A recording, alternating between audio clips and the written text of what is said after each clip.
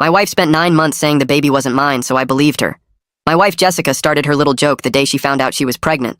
She'd pat her stomach and say, "Hope the baby has Doug's eyes instead of yours." Doug was her coworker who she carpooled with sometimes. She'd laugh and say she was kidding, but then she'd do it again an hour later. At first, I tried to laugh along because pregnancy hormones make people say weird things, but Jessica never stopped. Every single day, she'd make at least 5 comments about the baby not being mine. When we went to the first ultrasound, she told the technician, "Wow, it looks just like my friend Doug already." The technician looked confused, and Jessica laughed, saying she was joking, but then whispered loud enough for everyone to hear that the baby had Doug's nose for sure. When we told her parents about the pregnancy, Jessica said, "We're having a baby." "Well, I am anyway. Who knows who the father is?" Her mother looked horrified, and Jessica said, "Relax, Mom. I'm kidding," but then winked at her dad like it was their inside joke. At the baby shower, Jessica gave a speech thanking everyone for coming, then said she wanted to especially thank Doug for all his contributions to this blessing.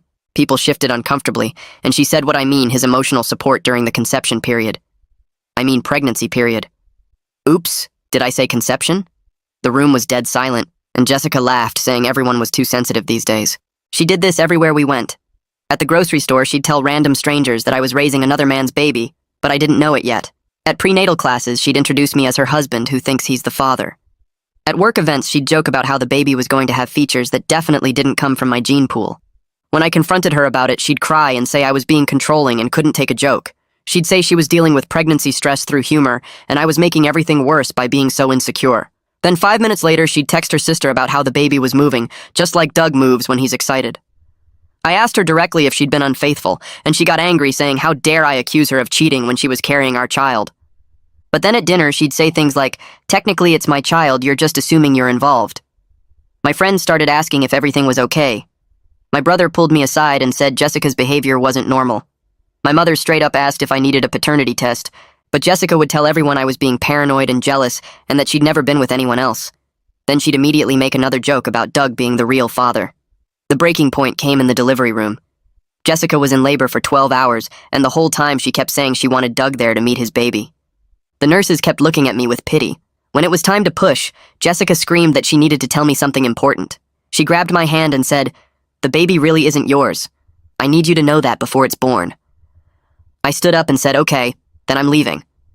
Jessica screamed, "What are you doing?" I said, "You've told me every single day for 9 months that this baby isn't mine. You've told family, friends, strangers, medical professionals, and now you're telling me during delivery.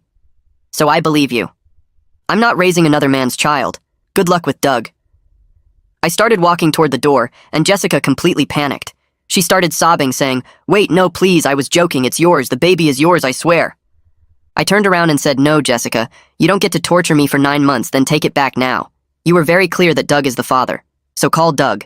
The doctor tried to intervene, saying emotions run high during labor, but I said she's been saying this for 9 months, not just today. Jessica was hysterical, begging me to stay, saying she'd never been with Doug or anyone else. Her mother rushed in, and Jessica screamed at her to tell me the truth. Her mother looked confused and said, "What truth?" Jessica said, "Tell him about the bet. Tell him about the stupid bet." Her mother went white and said, "Jessica, no, you didn't actually do it." That's when everything came out. Apparently, Jessica and her sister had made a bet about whether I'd stay if Jessica constantly implied the baby wasn't mine. Her sister said modern men were weak and would leave at the first sign of doubt. Jessica bet $5,000 that I'd stick around no matter what she said because I loved her. She thought it was a fun way to prove her sister wrong and make easy money. She'd been documenting everything to show her sister that I was the perfect husband who trusted her completely. The room went completely silent. I stood there frozen while Jessica kept screaming my name from the bed, and her mother moved between us with her hands up like she was trying to calm down a wild animal. Her mother's voice was quiet but firm when she said I should go wait in the other room and cool off for a minute. The doctor turned back to Jessica and told her she needed to focus on pushing because the baby was coming whether we sorted this out or not. Martha the nurse touched my arm so gently, I almost started crying right there, and she guided me toward the door, saying she'd been doing this job for 20 years and had never seen anything quite like what just happened. I walked out into the bright hallway, and the door closed behind me, and suddenly I could hear Jessica screaming again. But this time, it was because of contractions, not because of me leaving.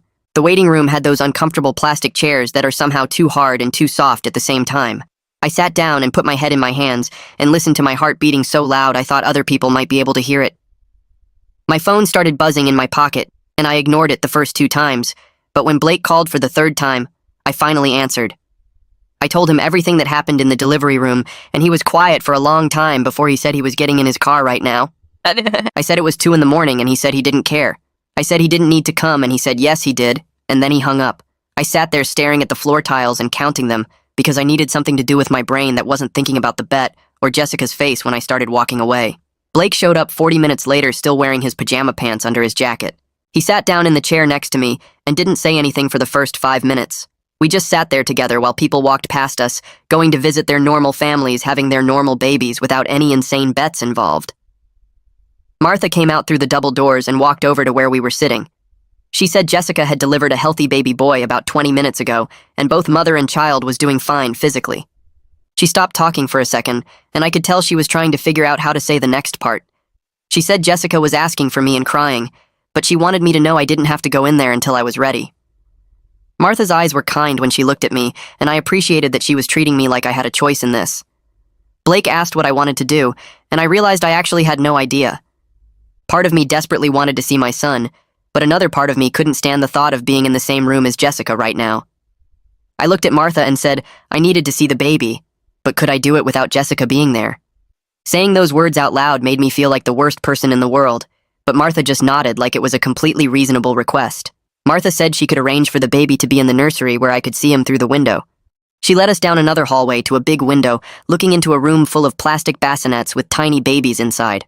Martha pointed to one in the front row and said that was him. I pressed my hand against the glass and looked at this incredibly small person I helped make, and I started crying for the first time since this whole nightmare started. He had a little blue hat on, and his eyes were closed and his hands were curled up into tiny fists. Blake stood next to me, and after a minute he said the baby had my nose.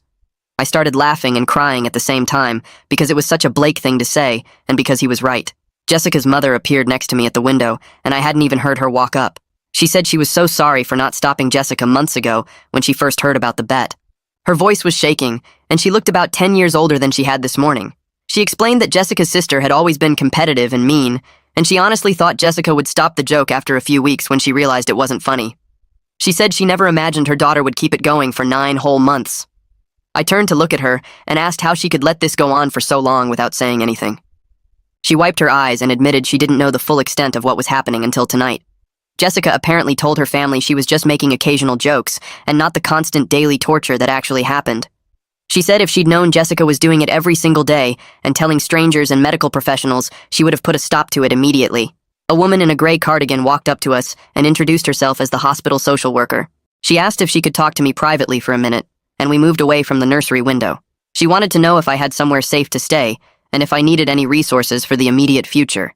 Her questions were careful and gentle, and I suddenly realized she was trying to figure out if this situation was going to turn violent or dangerous. The thought hadn't even occurred to me until that moment. I told her I was staying with my brother and that I wasn't a danger to anyone. I said I was just hurt and angry and confused about everything that happened. She nodded and pulled a card out of her pocket and handed it to me. She said the first few days after a birth were emotionally intense, even without major relationship trauma added into the mix, and I should call her if I needed anything at all. Blake drove me to his apartment as the sun was starting to come up over the buildings. I sat in his passenger seat watching the empty streets go by and feeling completely numb. When we got inside, I finally let myself fall apart completely on his couch. I cried so hard I thought I might throw up, and Blake brought me water and a blanket without saying anything. He said I could stay as long as I needed, and then he went to his bedroom and left me alone with my thoughts about how my wife had spent 9 months treating our marriage like a game she could win. I woke up on Blake's couch with my phone buzzing against the coffee table, and when I picked it up, the screen showed 17 missed calls from Jessica, 12 from her mother, and 3 from her father, who I'd only met maybe 4 times in the 3 years Jessica and I had been together. There was a text from Andre that just said, "Heard what happened, you okay?" And I realized word was already getting around about what happened in the delivery room. My whole body felt heavy and wrong, like I'd been hit by a truck, and I sat there staring at all those missed call notifications, wondering if any of this was actually real, or if I'd wake up and find out the last 9 months had been some kind of nightmare. I called Andre back because he was the only person I could talk to right now, without feeling like I wanted to scream or throw my phone through Blake's window. He picked up on the first ring, and I told him everything from the delivery room confrontation to Jessica's mother's face when the bet came out to me walking away while Jessica was literally in labor. Andre didn't say anything for so long, I actually pulled the phone away from my ear to check if the call had dropped, but then he finally spoke and said that was the most messed up thing he'd ever heard in his entire life. He asked where I was staying, and I told him Blake's apartment, and he said he'd come over with some of my stuff since I'd left the hospital with nothing but my wallet and my phone in my pockets. I hadn't even thought about needing clothes or a toothbrush or anything practical because my brain was still stuck on the image of Jessica's face when I started walking toward that delivery room door. Andre showed up about 2 hours later with a duffel bag full of my clothes and toiletries and a bag of takeout food from the Chinese place near our house. We sat at Blake's kitchen table eating fried rice and orange chicken and not talking about anything important until Andre finally put his fork down and asked what I was going to do about the baby. I stopped chewing and just looked at him because I'd been trying really hard not to think about that exact question since I left the hospital. I told him I honestly didn't know because the baby didn't do anything wrong and he was my son, but I couldn't imagine having to see Jessica multiple times a week for the next 18 years to do custody exchanges. Andre nodded and said that was fair, and then asked if I'd thought about getting a lawyer, and I realized I hadn't thought about anything beyond getting through the next 5 minutes without losing my mind completely. My phone rang while we were finishing the food, and I saw it was a number I didn't recognize, so I almost didn't answer, but something made me pick it up anyway. The voice on the other end said this was Jessica's father, Ruben, and he asked if we could meet for coffee because he needed to talk to me about what happened. I wanted to say no, because I didn't want to deal with anyone from Jessica's family right now, but there was something in his voice that sounded broken and tired, so I agreed to meet him at a diner near Blake's apartment in an hour. Ruben was already sitting in a booth when I got there, and he looked like he'd aged about 10 years since I saw him at Christmas. His face was gray, and there were bags under his eyes, and his hands were shaking a little when he lifted his coffee cup. He started talking before I even sat down and said he didn't know about the bet until Jessica's mother called him from the hospital last night and told him everything. He said he was disgusted that his daughter would treat her marriage like some kind of game show and that he'd raised her better than this, and he didn't know where he'd gone wrong. I sat there listening to him apologize and feeling weird because part of me wanted to tell him it wasn't his fault, but another part of me was still too angry to comfort anyone from Jessica's family. Ruben said he understood if I couldn't forgive Jessica and he wouldn't blame me for leaving, but he hoped I wouldn't shut out my son because of his mother's mistakes. I told him I wasn't trying to abandon my son, but I needed time to process that my wife had spent 9 months deliberately messing with my head for money, and that I didn't know how to get past that kind of betrayal. He nodded like he understood, and then he reached into his jacket pocket and pulled out an envelope and slid it across the table toward me. I opened the envelope, and inside was a check for $5,000 made out to me, and I just stared at it, not understanding what I was looking at. Ruben explained that he'd gone to Jessica's sister's house that morning and demanded she give him the bet money, and now he was giving it to me as a small gesture toward trying to make things right. I felt sick looking at that check because this was what my pain had been worth to them. $5,000, and Jessica had been willing to torture me every single day for 9 months to win this money from her sister. I told Ruben I didn't want their money, but he said to take it anyway because maybe I could use it to pay for a lawyer since he figured I'd probably need one soon.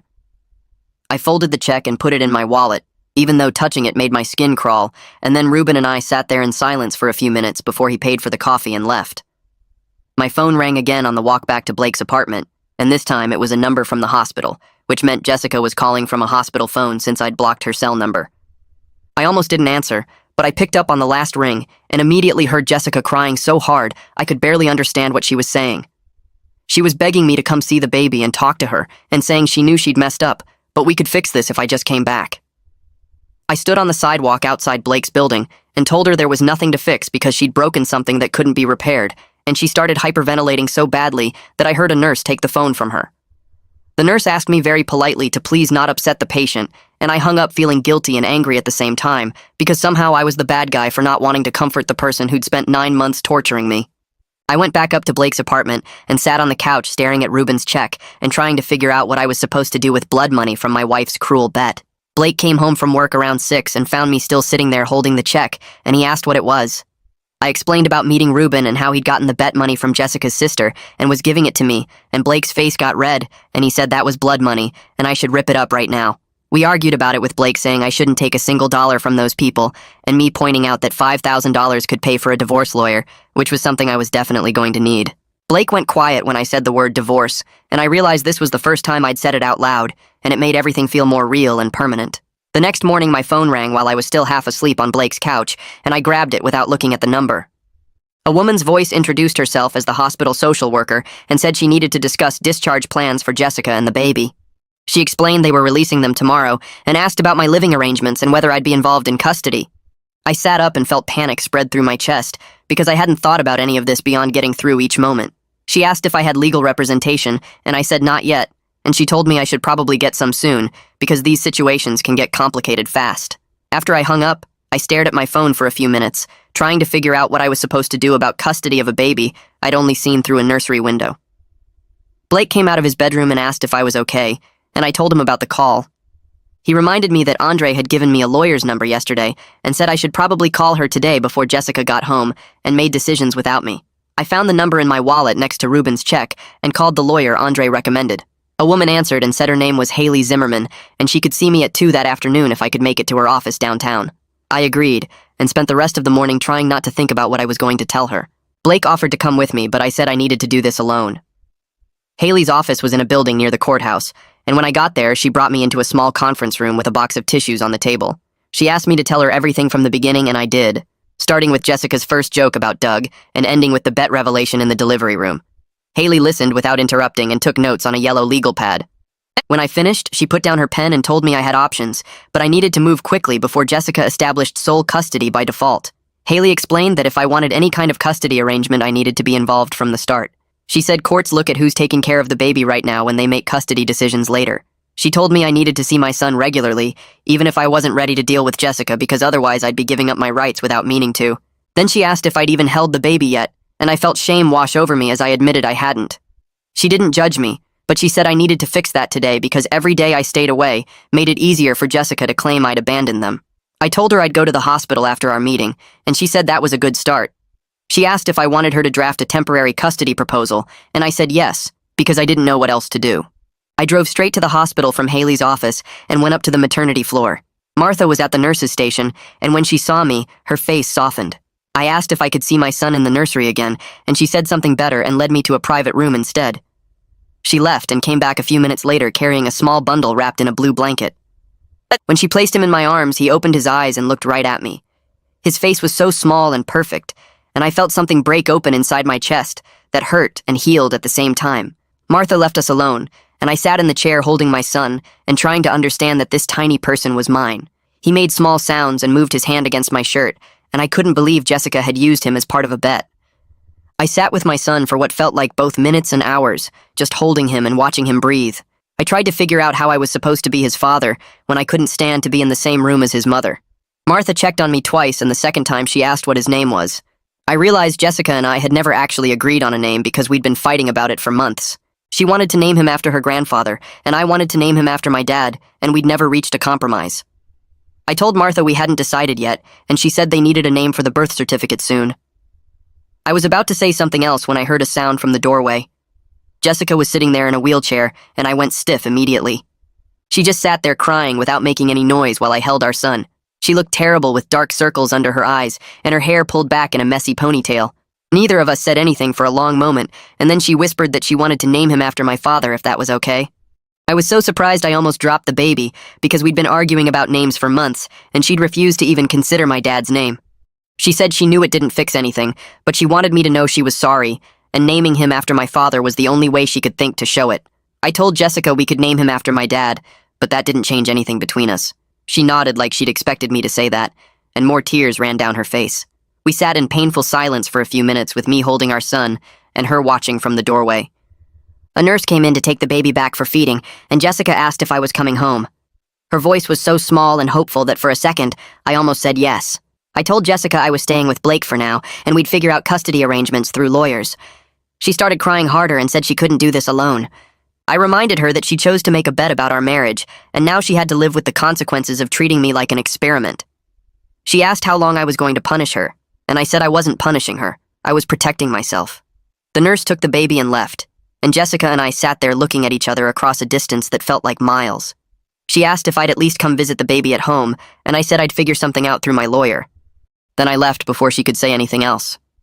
Jessica's mother drove her and the baby home from the hospital the next day.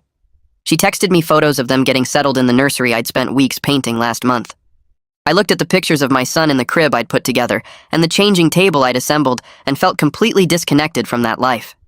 It was like looking at photos of someone else's family in someone else's house. Jessica's mother sent another text asking if I wanted to come see the baby later, and I didn't respond because I didn't know what to say. Haley called me that afternoon and said she'd drafted a temporary custody proposal. She explained it would give me regular visitation while keeping the baby primarily with Jessica since she was breastfeeding. The proposal included overnight visits once the baby was a few months old and taking him for weekends when he was older. I listened to her describe how I'd be a visitor in my son's life and felt sick. I told her it sounded practical, and she said she'd send it to Jessica's lawyer once I hired one for her. I agreed to everything because what else could I do? After I hung up, I sat on Blake's couch and thought about how I was going to be a part-time father because my wife made a bet.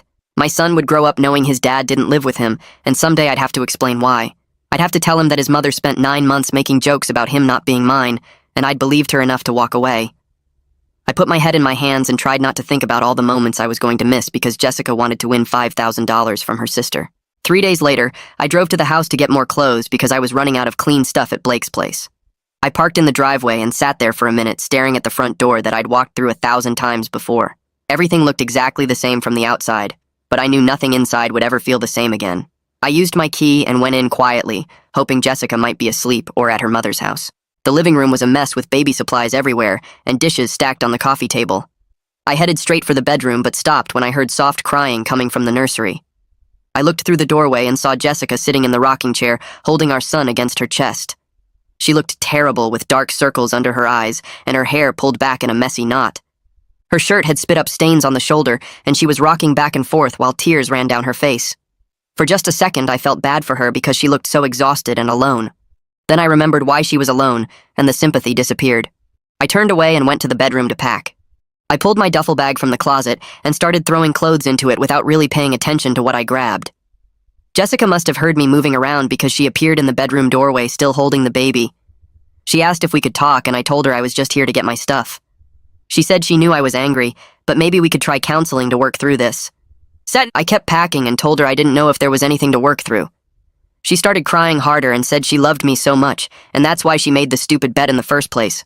She wanted to prove to her sister that our marriage was unbreakable and that I would never leave her no matter what. She said her sister was always telling her that modern men can't handle anything and that I'd probably run at the first sign of trouble. Jessica thought she could prove her sister wrong and make easy money at the same time by showing that I trusted her completely. She kept listing all these reasons why she loves me while I shoved socks and underwear into my bag. She said I was patient and kind and always made her laugh. She said I was going to be an amazing father, and she couldn't imagine raising our son without me. She said the bet seemed harmless at first, and then she got in too deep to stop. I zipped up my bag and turned to look at her. I pointed out that she spent 9 months trying to prove our marriage was strong, and instead she broke it completely. The irony of that seemed pretty obvious to me, but apparently it hadn't occurred to her until I said it out loud. Jessica's face crumpled, and she started sobbing so hard the baby woke up and started crying too. She sat down on the edge of the bed and tried to calm him down, while tears dripped onto his little head. She admitted between sobs that she never actually thought I would leave. She said she believed I'd be hurt and upset, but that I'd forgive her eventually because that's what I always do. She said she counted on me being the person who stays no matter what, and she was so sure she'd win the bet. She rocked the baby and whispered that she was an idiot, and she destroyed everything good in her life for $5,000. Listening to her talk, I realized she was right about one thing. I did always forgive her for stuff. When she forgot my birthday last year, I forgave her. When she spent our vacation fund on a shopping spree, I forgave her. When she made jokes at my expense in front of our friends, I forgave her. I'd spent our whole marriage being the understanding husband who let things slide because I loved her. That's probably exactly why she thought this bet was okay to make. She knew I'd be upset, but she also knew I'd get over it because I always did. I picked up my duffel bag and told her I was done being the person who accepts whatever she dishes out. She looked up at me with red, swollen eyes and asked what I meant. I said I meant I was tired of being treated like my feelings don't matter, and I'm not going to keep forgiving her just because that's what I've always done before. She reached for my hand, but I stepped back and walked out while she was still crying. I got back to Blake's apartment and dropped my bag on the floor, feeling completely drained. An hour later, Andre showed up with beer and pizza, saying Blake texted him that I might need some company. We sat on the couch, eating and drinking, and Andre talked about random stuff like his new project at work and some movie he watched last weekend. He didn't mention Jessica or the baby once, and I was grateful for that. It was the first time in days that I felt almost normal sitting there with my best friend just existing without having to process anything heavy. Andre knew exactly when to push me to talk and when to just let me be quiet. After he left, I realized how lucky I was to have people like him and Blake who showed up for me without making it weird or complicated. The next evening, I drove back to the house because I needed to see my son, even if it meant dealing with Jessica. When I got there, Jessica saw me pull up and immediately grabbed her purse and left through the back door to give me space. I found my son in his crib staring at the mobile above him. I picked him up and sat in the rocking chair holding him close while he made little baby noises. I stayed for 2 hours just being with him and then left before Jessica came back. The next night, I did the same thing, and Jessica made herself scarce again, either going to her mother's place or hiding in the bedroom. It was awkward and painful, knowing we were avoiding each other in our own house, but at least I was building a relationship with my child. Every evening I'd show up around 6 and Jessica would disappear, and I'd spend time with my son. We developed this weird routine where we never had to see each other, but we both got time with the baby. My son was 2 weeks old when someone knocked on Blake's apartment door at 9 at night. Blake opened it, and I heard a woman's voice saying she needed to talk to me. I walked over and saw Jessica's sister standing in the hallway. She started to say something, but I shut the door in her face without saying a word. She immediately started yelling through the door about how it was just a joke and I was overreacting. She said Jessica was falling apart, and I was being cruel by refusing to forgive her over something so small. She kept shouting that it wasn't that big of a deal, and I needed to stop being so sensitive. Her voice got louder as she said, "Families forgive each other," and I was destroying my marriage over nothing. I stood on the other side of the door shaking with anger, while she continued her rant about how I should man up and get over it. Blake walked over and opened the door just enough to tell her that if she didn't leave right now, he was calling the cops. Jessica's sister said she had every right to be there, and she wasn't leaving until I talked to her. Blake pulled out his phone and started dialing, and she finally backed off. Before she left, though, she shouted one more time that I was destroying my family over a stupid joke, and someday I'd regret being so stubborn. I heard her footsteps going down the hall and then silence. I sat on the couch with my hands shaking and my heart racing. Blake sat down next to me and said some people are just broken inside and there's nothing you can do to fix them. He said Jessica's sister was one of those people who would never understand why what she did was wrong. 2 days later, Haley called with an update on the custody situation. She said Jessica's lawyer had reviewed the proposal and Jessica agreed to everything without fighting it. I was surprised because I expected her to push back or ask for changes, but apparently she just signed off on the whole thing. Haley said the temporary custody arrangement would start right away, giving me regular visitation while keeping the baby primarily with Jessica since she was breastfeeding. Then Haley paused and said Jessica's lawyer had asked if I'd be willing to try couples counseling before we moved forward with divorce papers. Haley said it was completely up to me, and she'd support whatever I decided. I told her I wasn't sure about counseling, and I needed time to think about it. She said to take all the time I needed and let her know when I made a decision. I told Haley I'd think about it, and we hung up. That night, I lay on Blake's couch, staring at the ceiling, wondering if I was giving up too easily on my marriage. Part of me thought maybe I should try counseling because we had a kid together, and shouldn't I at least try everything before calling it quits? But then I remembered Jessica's face in the delivery room when she thought I was actually leaving. She only panicked when she realized I was serious about walking away. She only cared about losing me when it became real instead of theoretical. All those months of jokes and comments about Doug being the father didn't bother her because she knew I'd stay. She only started caring when I called her bluff and proved I had limits after all. I rolled over and pulled the blanket up trying to sleep, but my mind kept spinning with the same questions over and over. The next morning I called Haley and told her I'd try one counseling session just to see if there was anything worth saving. She said she knew someone who worked with couples dealing with trust issues and she'd send me the contact information. The therapist's name was Dr. Roberts, and her first available appointment was the following Tuesday, which gave me a week to prepare myself for sitting in a room with Jessica where I couldn't just walk out. Haley sent over the details and I stared at the appointment confirmation on my phone, wondering what I was getting myself into. That afternoon, I went to the house to see my son and found Jessica in the nursery feeding him. He turned his head when I walked in and made a little sound like he recognized my voice. I sat down in the chair across from them and watched him eat while Jessica stayed quiet. When he finished eating, I took him and held him against my chest, and he settled right down instead of fussing like he used to. Jessica stood in the doorway watching us with this look on her face like she wanted to say something but didn't know how to start. I could see how badly she wanted to talk to me, but I wasn't ready for that conversation yet. I stayed for an hour just holding my son and letting him grab my finger with his tiny hand. Before I left, Jessica asked if I'd confirmed the counseling appointment, and I said yes without looking at her. The week dragged by slowly with me going to the house every evening to spend time with my son. He was starting to know me now and would calm down when I picked him up. Jessica kept her distance most of the time, but I'd catch her watching from doorways or peeking into whatever room I was in. Tuesday came faster than I wanted, and I met Jessica at Dr. Roberts' office in a building downtown. We sat in the waiting room on opposite ends of the couch, not talking, until the therapist called us back. Dr. Roberts was a woman in her 50s with gray hair and kind eyes who told us to sit wherever we felt comfortable. Jessica immediately started crying before anyone even asked a question. Dr. Roberts handed her tissues and waited patiently while Jessica tried to pull herself together enough to speak. When Jessica finally started talking, she explained the whole thing about the bet and her sister saying modern men were weak. She talked about how her sister had always been competitive with her and made her feel like she had to prove things. Dr. Roberts listened without interrupting and then turned to me and asked how I felt about everything. I told her I felt like I'd been married to someone I didn't actually know, because the person I thought I married would never torture me like that for 9 months. Jessica started crying harder, and Dr. Roberts asked her to take some deep breaths. The session was brutal, with Jessica sobbing through most of it while trying to explain why she thought the bet was okay. Dr. Roberts asked Jessica if she understood why constantly telling me the baby wasn't mine was harmful, and Jessica nodded, but kept saying she thought I knew she was joking. I pointed out that jokes are supposed to be funny, and there was nothing funny about spending 9 months questioning if I was about to raise another man's child. Dr. Roberts wrote some notes and asked Jessica if she had a pattern of seeking her sister's approval. Jessica admitted that she did, and that her sister's opinion mattered more to her than it should. Then Dr. Roberts asked the question that seemed to hit Jessica hardest, which was whether she'd considered my feelings as important as winning the bet. Jessica went quiet for a long time before admitting that no, she hadn't really thought about my feelings at all. She said she was so focused on proving her sister wrong and winning the money that she didn't consider how much damage she was doing. Dr. Roberts asked if Jessica understood why that was a serious problem in a marriage, and Jessica finally seemed to grasp how big of a thing she'd actually done. Her face changed like something clicked in her head, and she looked at me with this expression of real understanding for the first time.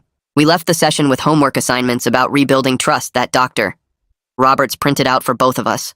I took my packet and walked to my car without saying anything to Jessica. That night she texted me saying she understood if I couldn't forgive her, but she hoped I'd give her a chance to prove she'd changed. I didn't respond because I wasn't sure I wanted to do the work the therapist assigned. The next day, Blake asked me over breakfast if I was going to try to make the marriage work. I told him I didn't know, and he said that was okay, but I shouldn't do it just because we had a kid together.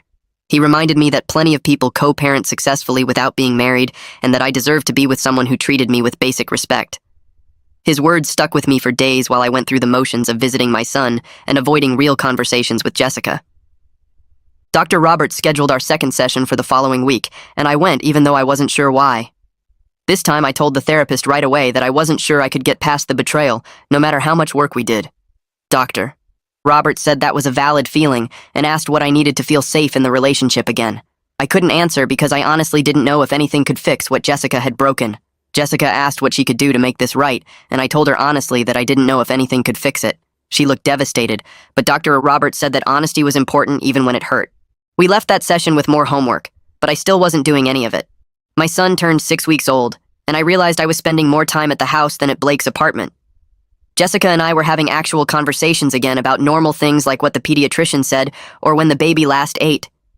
The conversations were careful and stayed on the surface, but they weren't hostile, which felt like some kind of progress. One evening, Jessica showed me her phone where she'd blocked her sister completely on every platform. She said she'd also started seeing her own therapist to work on why she needed her sister's approval so desperately. I looked at the blocked contact and the therapy appointment confirmations and appreciated that she was trying, but I still wasn't sure it was enough. Part of me wanted to believe she could change, and part of me thought I was being stupid for even considering it. We went to our third counseling session, and Dr. Roberts noticed that we were sitting closer together on the couch. She asked if I was willing to move back home on a trial basis to see if we could rebuild what we'd lost. I said I'd think about it, and Jessica looked hopeful for the first time in weeks. Her whole face lit up just from me saying I'd consider it, which made me realize how low her expectations had gotten. I called Andre the next day and asked if I could come over to talk. He said sure, and when I got to his place, he had coffee ready and we sat on his back porch. I told him I was thinking about moving back home, and he listened without interrupting. When I finished, he asked if I was doing it because I wanted to, or because I felt obligated. I sat there for a minute trying to figure out how to answer, and finally admitted I didn't know the difference anymore. Andre nodded and said that was probably something I needed to figure out before making any decisions. He wasn't being harsh about it, but he wasn't letting me off easy either. We talked for another hour about what I actually wanted, versus what felt like the right thing to do. By the time I left, I still didn't have answers, but at least I knew what questions to ask myself. I spent the next 2 days thinking about it, and finally decided I'd move back home, but sleep in the guest room. It felt like a reasonable compromise between being present for my son and protecting myself from getting hurt again. I texted Jessica and asked if we could talk, and she called me immediately. I told her my decision, and she agreed so fast I barely finished explaining. She said she was just grateful to have me in the house, and would respect whatever boundaries I needed. We spent an hour on the phone establishing rules about communication and respect and personal space. Jessica wrote everything down and said she'd print it out so we both had copies. When I moved back in 3 days later, the printed boundary list was on the kitchen counter with Jessica's signature at the bottom and a space for mine. Living together again was strange in ways I hadn't expected. We were polite to each other like roommates who happened to have a baby together. We coordinated childcare and took turns with night feedings and kept our interactions focused on practical things. There was no intimacy or warmth between us, but there also wasn't hostility. We existed in the same space and took care of our son and avoided talking about anything deeper than diaper changes or pediatrician appointments. I kept my stuff in the guest room, and Jessica stayed in our bedroom, and we gave each other space. The house felt bigger somehow, with both of us trying not to take up too much room. My son was growing and hitting his milestones, and I was there for all of it, which felt important. But every night I'd go to the guest room and close the door and wonder if this was sustainable long-term. Jessica knocked on my door one night about 2 weeks after I moved back. I opened it, and she was standing there in pajamas looking nervous. She asked if I thought I'd ever be able to forgive her. I told her honestly that I didn't know. She nodded and said she understood, and we stood there for a minute not knowing what else to say. Then she said goodnight and went to her room, and I went back to mine. Neither of us brought it up again, but the question hung in the air between us. My son turned 3 months old and started smiling at everything. Jessica was making dinner one evening and said something about how the baby smiled at the ceiling fan like it was the most interesting thing in the world. I laughed without thinking about it, and then caught myself. I realized I was starting to relax around her again, and it scared me. I didn't want to forgive her too easily, but I also didn't want to hold on to anger forever. That night, I lay in the guest room thinking about how exhausting it was to stay mad all the time. But then I'd remember her face in the delivery room, and the anger would come rushing back. I felt stuck between wanting to move forward and needing to protect myself from getting hurt again. We had another counseling session scheduled, and I wasn't sure what I was going to say. When we got there, the therapist noticed something had shifted between us. She asked if we were ready to talk about moving forward instead of just processing the past. Jessica looked at me with this hopeful expression, and I said maybe. The therapist seemed pleased and gave us new homework about rebuilding intimacy in small steps. Jessica cried in the car on the way home and thanked me for being willing to try. I didn't say anything because I wasn't sure I was ready for her gratitude yet. 4 months after I moved back into the house, I packed up my stuff from the guest room and moved it back into our bedroom. It felt both familiar and completely foreign at the same time.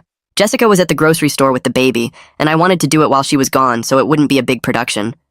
When she came home and saw my clothes in the closet, she started crying. She put the baby in his swing and came over and hugged me and thanked me for giving her another chance. I told her we were taking this one day at a time, and she nodded against my shoulder. That night, we slept in the same bed for the first time in months, and it was awkward. We stayed on our own sides and didn't touch, and I barely slept. But it was a start, I guess. Jessica's mother came to visit the following week and asked if she could talk to me privately. We sat in the kitchen while Jessica played with the baby in the living room. Her mother apologized directly for not stopping the bet, and I could see she genuinely felt bad about it. She said she'd cut off Jessica's sister temporarily because she needed to learn that actions have consequences. I appreciated her saying it, even though it didn't change what happened. She asked if there was anything she could do to help, and I told her just keep supporting Jessica's therapy. She promised she would and gave me a hug before she left. My son hit 5 months old and was thriving. He was rolling over and laughing and reaching for things. I'd catch myself thinking that maybe we could actually make this work. Jessica had been going to therapy every week without me having to remind her.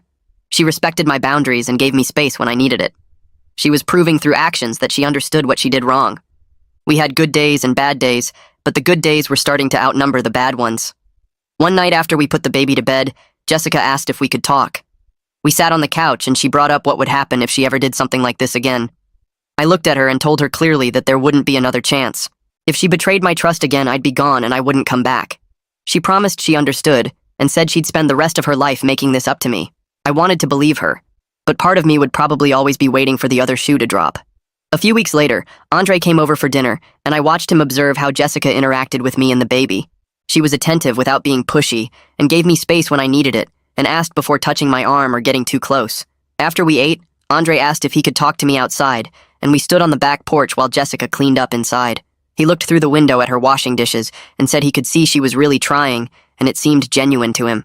I told him I was cautiously optimistic, which felt huge compared to where I'd been 6 months ago when I couldn't even look at her. Andre clapped me on the shoulder and said that was good enough for now. The next week, Jessica brought up our anniversary coming up in 2 months and asked if I'd consider renewing our vows as a way to start fresh. I was surprised to find myself actually thinking about it instead of immediately saying no. We sat at the kitchen table after the baby went to sleep and talked about what that would mean and what promises we'd make this time. Jessica said she wanted to acknowledge what she did instead of pretending it never happened, and I agreed that felt more honest than trying to recreate what we had before. She said it would be like building something new instead of fixing something broken, and that resonated with me in a way I didn't expect. Over the next few weeks, we planned a small ceremony with just close family and friends in our backyard. Jessica spent hours writing her vows and showed them to me beforehand to make sure I was comfortable with what she wanted to say. They acknowledged the bet and the pain she caused and promised to spend her life earning back my trust through actions, not just words. When our anniversary arrived and we stood in front of 20 people who knew what we'd been through, I said my vows about choosing to move forward together, and I meant every single word. 6 months after the worst night of my life, I stood holding my son while watching Jessica laugh with Blake at our vow renewal party, and I realized we were actually going to be okay. It wasn't the marriage I thought I had before, where everything seemed perfect on the surface, but was actually built on me not questioning anything. This was honest now, with all our flaws and mistakes out in the open, and that was worth more than the illusion of perfection we had before.